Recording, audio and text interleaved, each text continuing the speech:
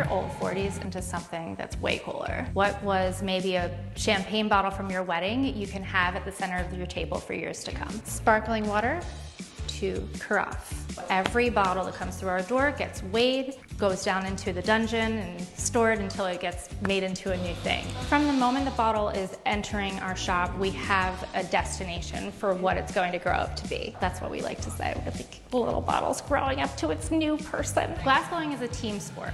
So we have two people usually working together side by side. Somebody once brought me a gefilte fish jar and I said no thank you, but you know, it's glass, it's still usable, I just don't want to wash it.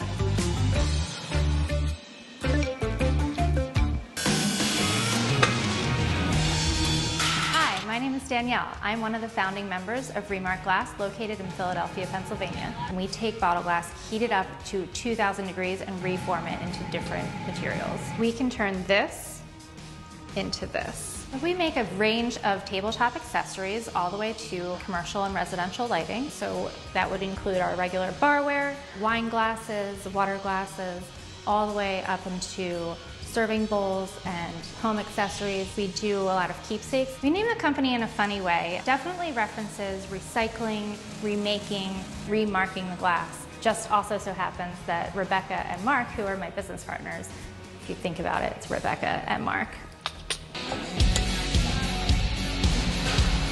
We work solely with bottle glass. That means we are a zero waste facility. There's an endless source of bottles, especially in a large city like Philadelphia, and recycling is not exactly the easiest thing when it comes to glass. So we weigh all of the materials coming in and weigh everything that's going out.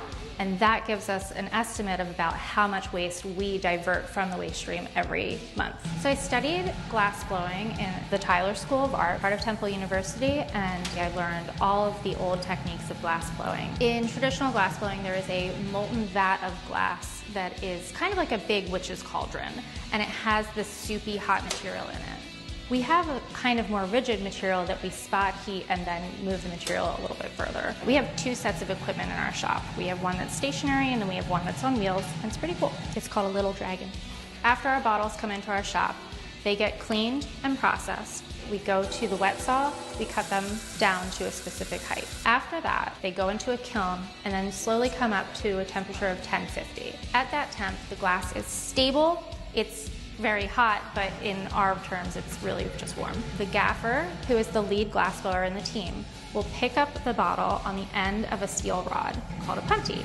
At that point, we take that glass and insert it into the reheating chamber, which is around 2,000 degrees, which is much, much hotter. At that rate, that temperature kind of engulfs the bottle glass and makes it a moldable material. We use tools back at the bench to shape the bottle glass into a new form. It's a really special process. After you pop your champagne, we'll turn it into a light.